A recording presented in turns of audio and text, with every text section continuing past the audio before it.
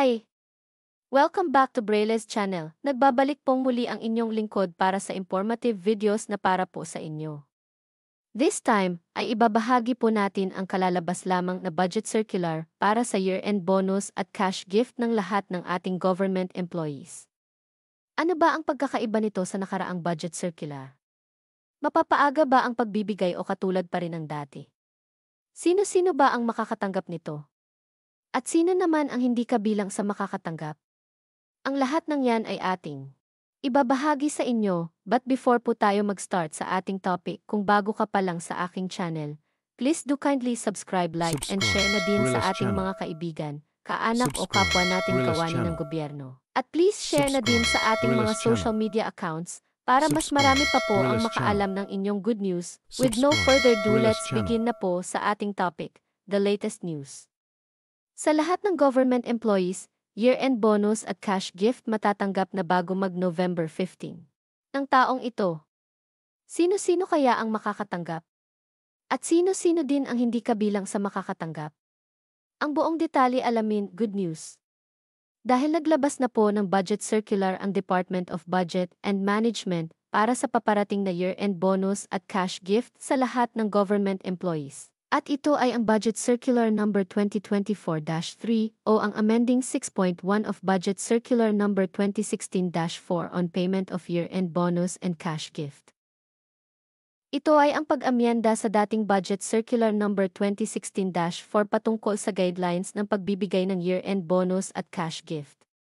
Dahil sa karamihan ay hindi natatanggap ang nasabing benefits sa araw na itinakda, kaya ngayon ay mas mapapaaga na ang pagbibigay nito. Ayon sa bagong circular, ang year-end bonus ay katumbas ng isang buwanang sweldo as of October 31 at ang cash gift of 5,000 pesos ay ibibigay sa lahat ng government employees na kabilang sa condition. Simultaneously with the first agency payroll for the month of November of the current year, so pwedeng maibigay po ito ng mas maaga sa ating inaasahan. Ang mga kabilang sa makakatanggap o ang guidelines ay ibabase pa rin sa Budget Circular 2016-4. Makikita niyo po dito ang pagkakaiba ng pag-release ng inyong benefits, kaya't asahan po natin na pwede po itong mapaaga sa November 15. Sino-sino ba ang mga makakatanggap ng benefits? Sila ay ang mga sumusunod, government employees, whose status is permanent and contractual or casual in nature, appointive or elective, full-time or part-time, kasama na rito ang executive, legislative, judicial branches at ang constitutional commissions. Government-owned and controlled corporation or GOCCs, state universities and colleges or SUC, local government units, military personnel tulad ng Armed Forces of the Philippines at ang Philippine National Police, Philippine Public Safety College, Bureau of Fire Protection, Bureau of Jail Management and Penology, Philippine Coast Guard, National Mapping and Resource Information at ang GOCCs covered by the Compensation and Position Classification System or CPCS. Sino-sino naman ang hindi makakatanggap o ang exclusions? Una na po dito ang government personnel from agencies, including GOCCs, that are exempted from RA No. 6758.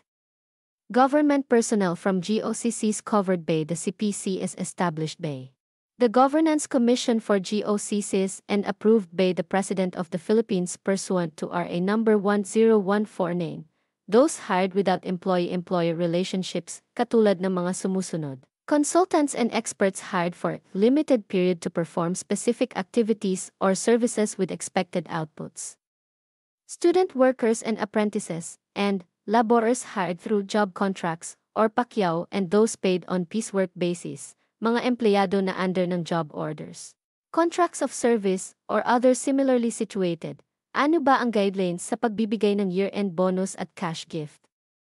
Ang year-end bonus ay katumbas ng isang buwan ng sahod as of October 31 at ang cash gift naman ay 5,000 pesos na ibibigay sa lahat ng qualified government employees within the agency payroll for the month of November ng taong ito. At ito ay subject to following conditions. Una, dapat ay nakapagserbisyo siya ng 4 months or mahigit pa as of October 31. Pangalawa, dapat ang empleyado ay dapat nasa serbisyo as of October 31.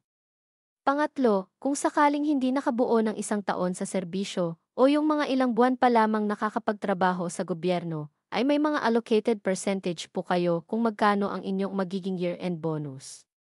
Basta circular, kung nakapag-service ka ng 4 months but less than 5 months, ay nasa 50% ang iyong makukuhang year-end bonus, at kung nakapag-service ka ng 5 months but less than 6 months ay makakatanggap siya ng 60% ng year-end bonus, kung 6 months but less than 7 months ay makakakuha naman siya ng 70% and so forth. Pagdating naman sa cash gift, kung ang isang empleyado ay nakapag-serve pa lamang ng less than 4 months, ay may kaukulang percentage din na makukuha. Katulad halimbawa, kung ang empleyado ay nakapag-serve pa lamang ng 3 months but less than 4 months, may matatanggap na 40% o katumbas na 2,000 pesos. Kung 2 months naman at less than 3 months, ay makakatanggap naman siya ng 30% or 1,500 pesos and so forth. That's it. Congrats in advance po sa ating mga kawani ng gobyerno na makakatanggap ng taunang year-end bonus at cash gift. Manatili lamang po kayong nakatutok sa aking channel para sa mga latest updates at iba pang impormasyon na para po sa inyo. Marami pong salamat and God bless everyone.